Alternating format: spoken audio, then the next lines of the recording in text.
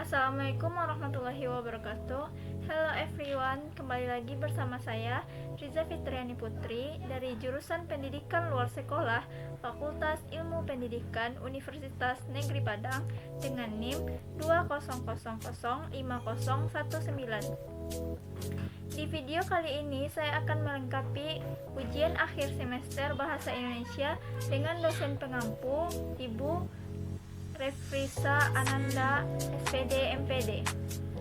Untuk itu, saat di sini saya akan membahas tentang karya tulis ilmiah. Silakan teman-teman simak video berikut ini. Terlebih dahulu saya akan menjelaskan tentang definisi hakikat karangan karya ilmiah.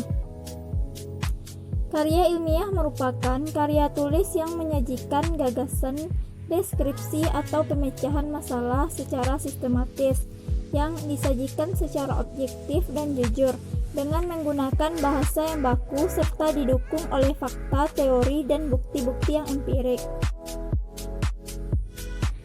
Ciri-ciri dari karya tulis ilmiah itu sendiri, yang pertama, reproduktif. Artinya, karya tulis ilmiah ditulis oleh peneliti atau penulis harus diterima dan dimaknai oleh pembacanya sesuai dengan makna yang disampaikan. Pembaca harus bisa langsung memahami konten dari karya ilmiah tersebut.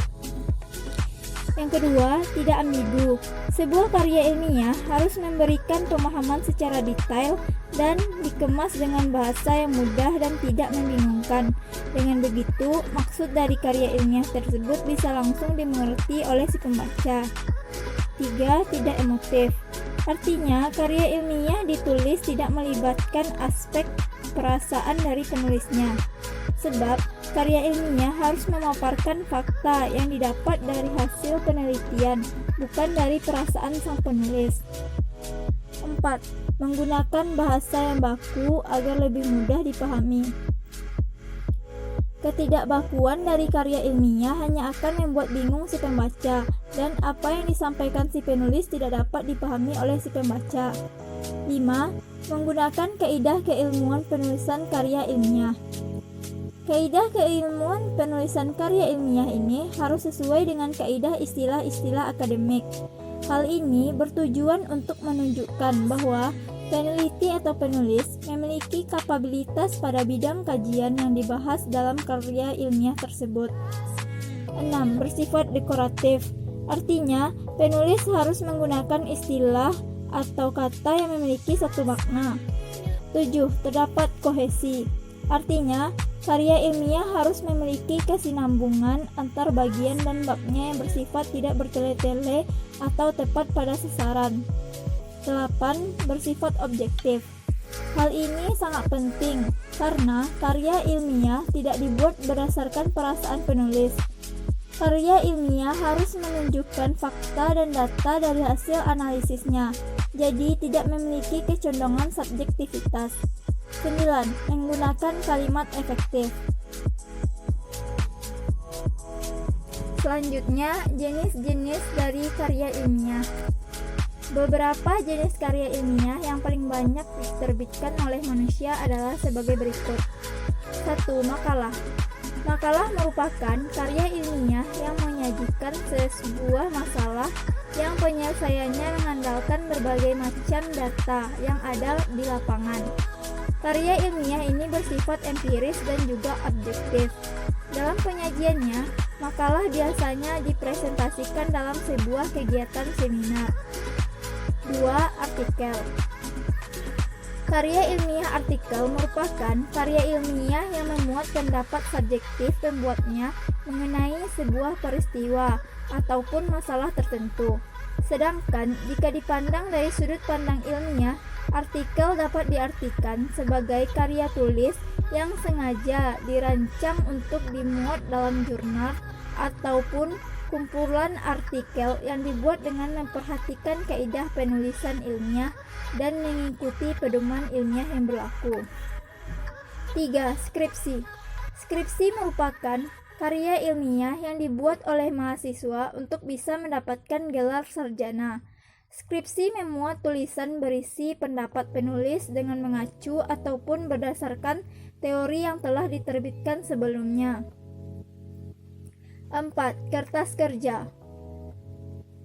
Pada dasarnya, kertas kerja sama dengan makalah, namun dibuat dengan analisis yang lebih mendalam dan tajam, serta dipresentasikan pada seminar atau lokakarya yang biasanya dihadiri oleh para ilmuwan. 5. Paper.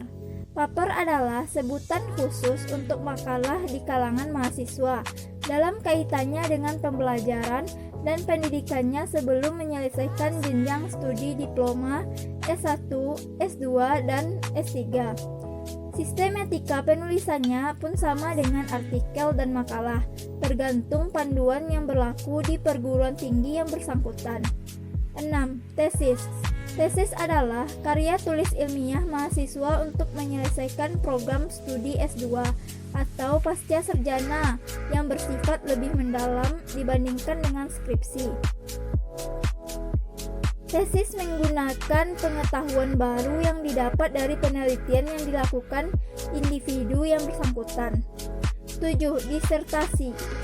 Disertasi diperuntukkan bagi mahasiswa program S3 atau yang meraih gelar doktor yang mengemukakan analisis yang dapat dibuktikan oleh penulis berdasarkan dengan data dan fakta yang sahih atau valid dengan analisis yang terinci, disertai berisi suatu temuan penulis sendiri yang berupa temuan orisinal. Selanjutnya, langkah-langkah menulis karya tulis ilmiah. 1. Menentukan tema atau topik penelitian. Kita harus menentukan tema penelitian dan topik dari penelitian.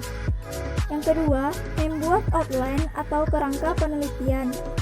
Outline karya tulis ini berperan sebagai pemandu saat kita melakukan proses penulisan karya ilmiah. 3. Mengumpulkan bahan. Pemilihan bahan yang relevan bisa dengan cara membaca atau mempelajari bahan secara sepintas serta menilai kualitas isi bahan. 4. Survei lapangan. Langkah ini adalah melakukan pengamatan atas objek yang diteliti. 5. Membangun bibliografi. Bibliografi berarti kegiatan teknis membuat deskripsi untuk suatu cantuman tertulis atau pustaka yang telah diterbitkan. 6. Menyusun hipotesis. Langkah ini adalah menyusun dugaan-dugaan yang menjadi penyebab dari objek penelitian kita. 7. Menyusun rancangan penelitian merupakan kerangka kerja bagi penelitian yang dilakukan. 8. Melaksanakan percobaan berdasarkan metode yang direncanakan. Langkah ini merupakan kegiatan nyata dari proses penelitian dalam bentuk percobaan terkait penelitian yang dilakukan. 9. Melaksanakan pengamatan dan pengumpulan data. 10. Menganalisis dan menginterpretasikan data. 11. Merumuskan kesimpulan dan teori. Langkah ini merumuskan kesimpulan mengenai segala hal yang terjadi selama percobaan, pengamatan, penganalisisan, dan penginterpretasian data. Sekian penjelasan dari saya. Wassalamualaikum warahmatullahi wabarakatuh.